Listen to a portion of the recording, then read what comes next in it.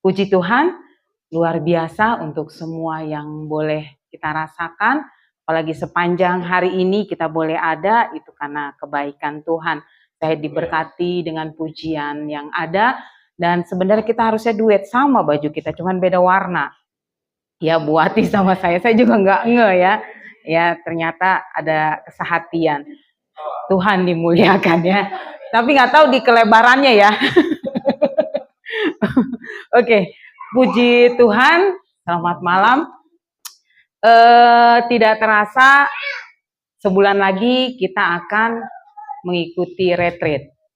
Ya, saya berharap untuk setiap panitia yang ada tetap ada di dalam doa, di dalam apa yang sudah dipersiapkan, kita kerjakan yang terbaik pastinya buat Tuhan ya. Pada malam hari ini Tuhan memberikan lagi firman yang pastinya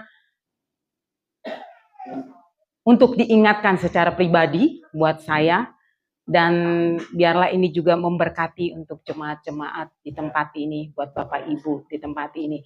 Kita buka di Lukas 18 ayat 1 sampai 8. Injil Lukas 18 ayat 1 sampai 8. Sudah dapat?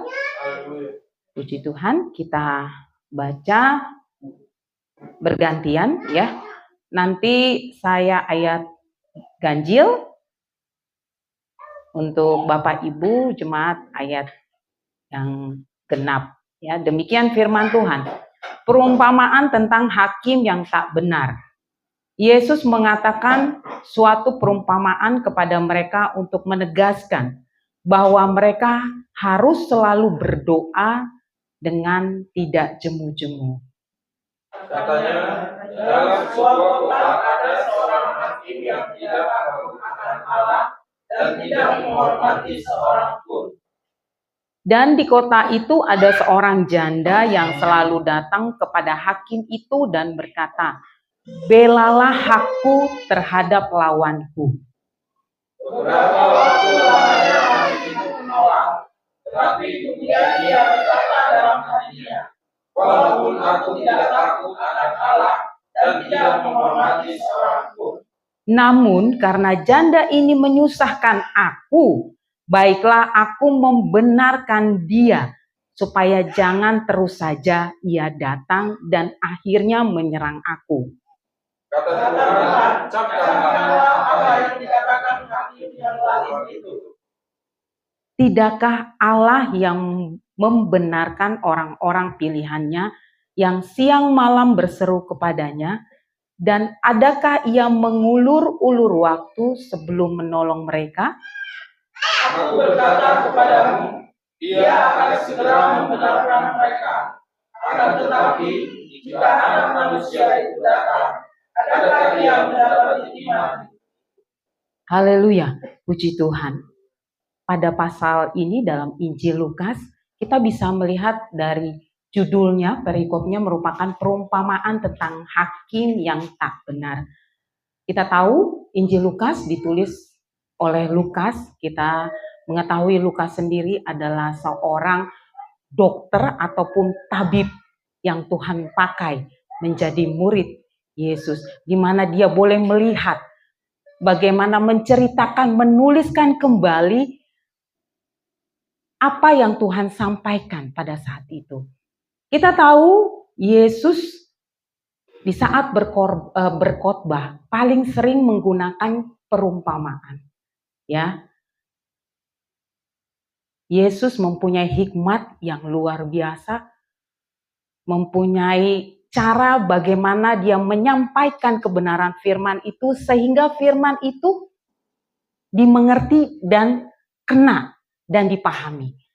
Dalam perumpamaan ini sendiri, sebenarnya perumpamaan yang tidak terlalu berat untuk kita pahami. Ya, dari ayat 1 saja sudah menjelaskan, menekankan di mana kita tidak jemu-jemu untuk berdoa. Pada ayat 1, Yesus mengatakan suatu perumpamaan kepada mereka untuk menegaskan bahwa mereka harus selalu berdoa dengan tidak jemu-jemu.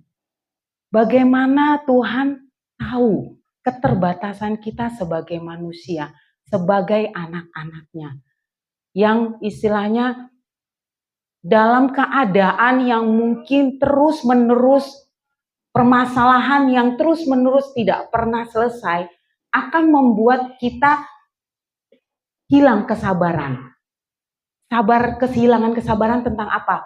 Berdoa. Ya, sehingga pada ayat pertama ini pun Tuhan katakan kita diharapkan berdoa dengan tidak jemu-jemu. Kata tidak jemu-jemu berarti jangan bosan-bosan. Ya, kata bosan ini kan istilahnya identik yang sering dirasakan oleh kita sebagai manusia. Ya. Sebagai pelajar kadang kita ada di titik jenuh, bosan dalam belajar. Di dalam pelayanan, saya yakin juga ada di titik bosan. Diharapkan kalau dalam rumah tangga jangan ya. Tetap. Itu sampai maut memisahkan ya. Tapi itu identik yang ada di dalam manusia. Sehingga dalam perumpamaan ini sendiri, Tuhan berikan tentang kata hakim yang tak benar. Sehingga satu perikop ini sebenarnya tidak terlalu sulit kita untuk memahami apa maksud dari khotbah Tuhan pada saat itu. Ya.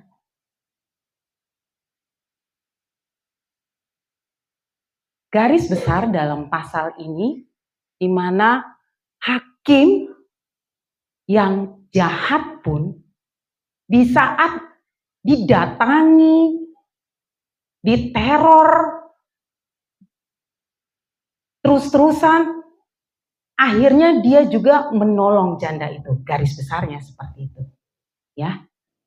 Tapi di sini saya mau ambil gimana kita melihat perbedaan hakim yang jahat ini dengan kita mempunyai Bapa yang begitu baik.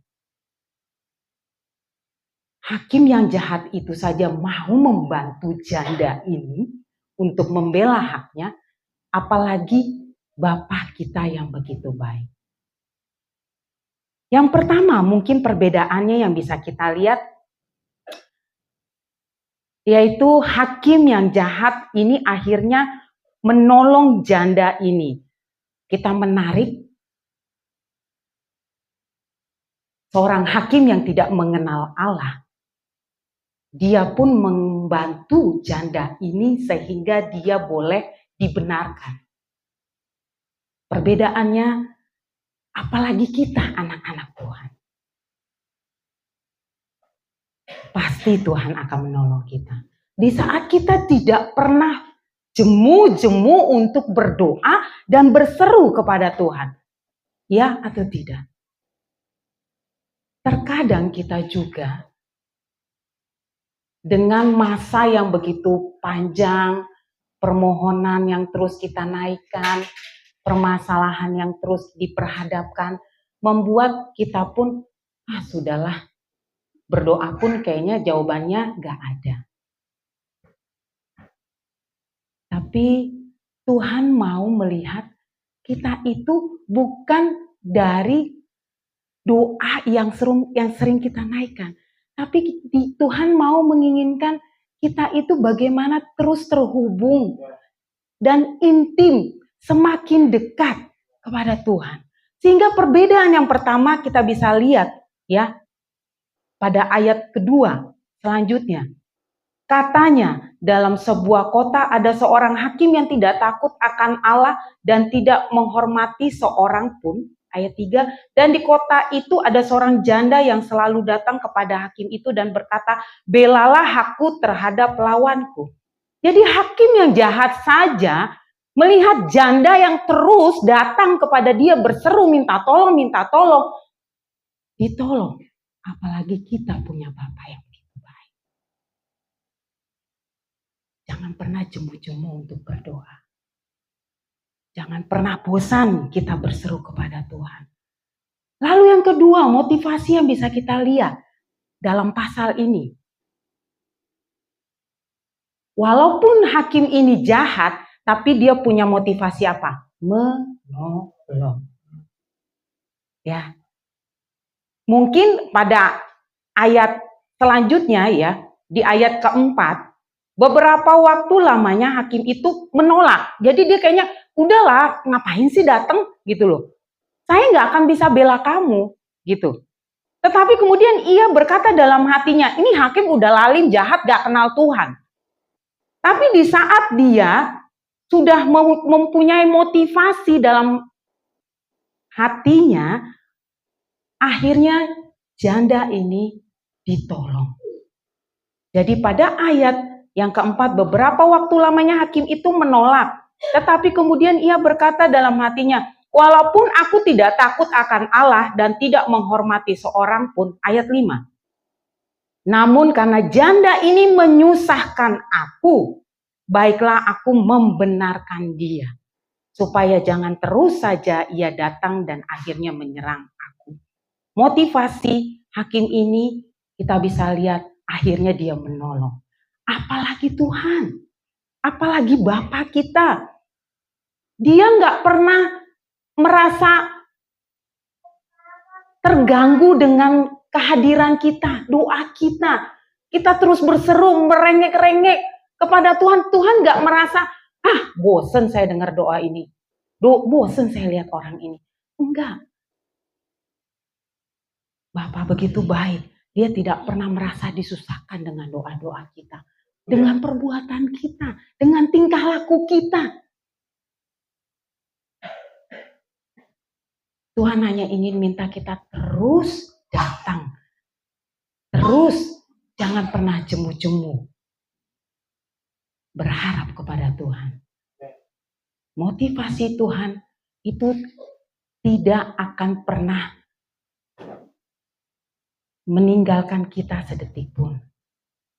Dan dia tidak pernah juga merasakan disusahkan dengan apa yang sering kita naikkan, yang kita doakan. Ya. Sehingga kita coba buka di Injil Lukas 11 ayat 9 sampai 13. Ayat ini, pasal ini sering kita baca mengenai tentang doa. Ya, pada Injil Lukas 11 ayat 9 sampai 13 demikian firman Tuhan. Oleh karena itu aku berkata kepadamu, mintalah maka akan diberikan kepadamu, carilah maka kamu akan mendapat, ketuklah maka pintu akan dibukakan bagimu. Karena setiap orang yang meminta, menerima, dan setiap orang yang mencari, mendapat, dan setiap orang yang mengetuk baginya pintu dibukakan. Maka manakah di antara kamu jika anaknya minta ikan daripadanya, akan memberikan ular kepada anaknya itu, ganti ikan? Atau jika ia minta telur, akan memberikan kepadanya kalajengking? Jadi jika kamu yang jahat tahu memberi pemberian yang baik kepada anak-anakmu, apalagi Bapamu yang di sorga, ia akan memberikan Roh Kudus kepada kita yang memintanya kepadanya. Ya. Jangan pernah bosan-bosan kita minta kepada Tuhan. Karena Tuhan mau kita datang terus, terhubung terus, berseru terus, jangan pernah jemu-jemu kepada Tuhan. Sehingga dalam pasal ini, orang yang tidak mengenal Tuhan, dia mau menolong orang, menolong janda itu, apalagi Tuhan. Tuhan tidak pernah diberatkan dengan seruan-seruan kita. Lalu perbedaan yang ketiga yang kita bisa lihat dengan pasal ini. Kenapa hakim itu mau menolong janda itu? Apakah ada hubungannya? Ada kerabat yang menolong dia? Saya yakin tidak ada. Tapi hakim itu, walaupun tidak ada hubungannya dengan ibu janda ini, tetap dia menolong janda itu. Sehingga pada ayat yang ke-6, Injil Lukas 18 ayat yang ke-6, kata Tuhan, camkanlah apa yang dikatakan hakim lalim itu. Di mana kata-kata itu adalah, tidakkah Allah akan membenarkan orang-orang pilihannya yang siang malam berseru kepadanya, dan adakah ia mengulur-ngulur waktu untuk menolong mereka? Hakim yang tidak punya kekerabatan, yang tidak punya hubungan yang istilahnya ada orang dalam lah ya, sehingga ibu ini dibenarkan, dibela. Hakim itu aja menolong janda itu.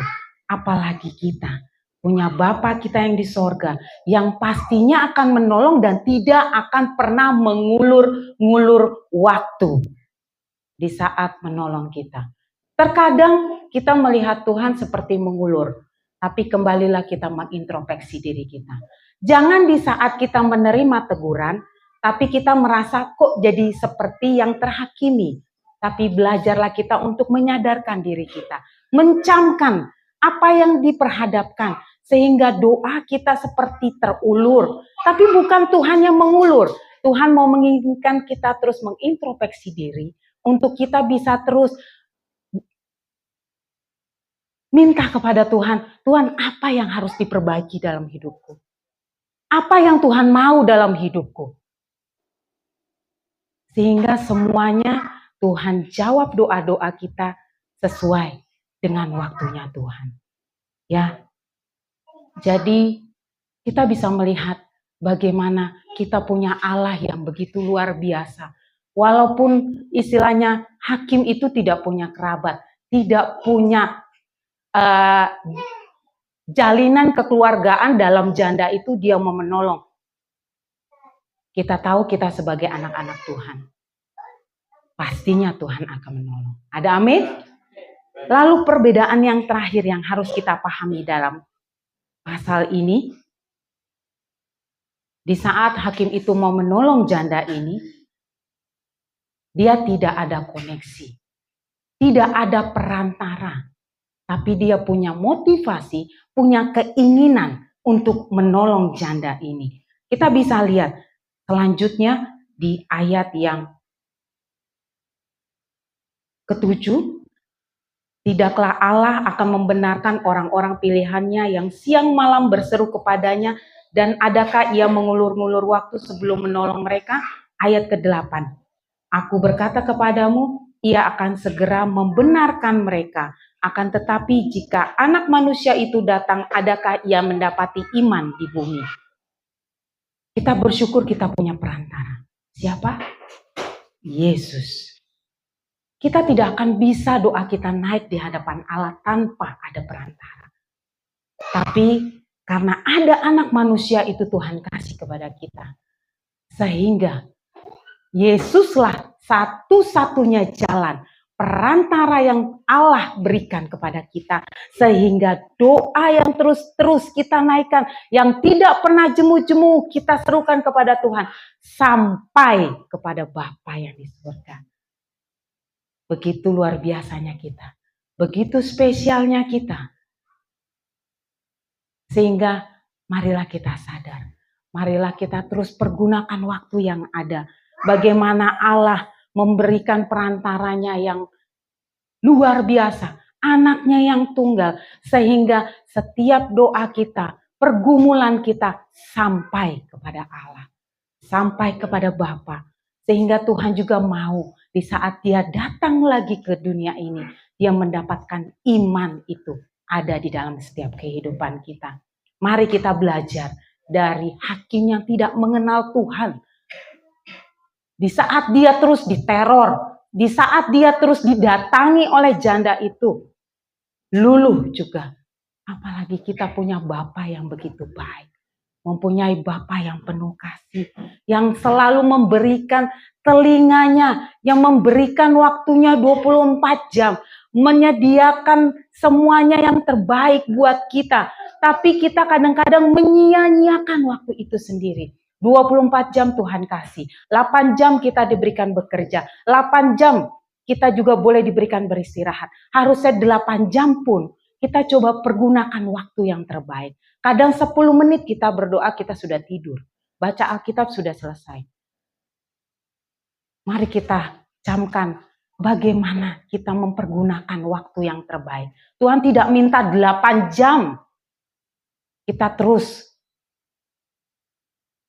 berhadapan dengan Tuhan. Tapi Tuhan mau kita punya waktu yang terus intim, terhubung dengan Tuhan. Sehingga Tuhan melihat adanya kesetiaan dalam kehidupan kita. Adanya kesabaran dalam kehidupan kita. Di saat kita terus berharap dan tidak pernah jemu-jemu di hadapan Tuhan. Ingat, apa yang Tuhan sudah berikan dalam kehidupan kita bukan hanya berkat jasmani atau materi, tapi dengan segala permasalahan yang ada, mari kita rubah dari cara pandang kita. Biarlah masalah itu menjadi berkat buat kita. Mungkin penyakit yang Tuhan izinkan dalam kehidupan kita, biarlah itu kita rubah menjadi berkat buat kita. Berkat apa? Kita semakin terhubung, semakin intim. Bagaimana kita istilahnya menghargai Tuhan yang mau kita tidak pernah jauh daripada Tuhan. Kita rubah cara pandang kita. Di saat kita berdoa, kita sering menuntut adanya Tuhan jawab doa-doa itu. Adanya berkat itu cepat Tuhan berikan. Tapi Tuhan mau melihat bagaimana kita. Di saat kita mau berdoa, kita semakin intim.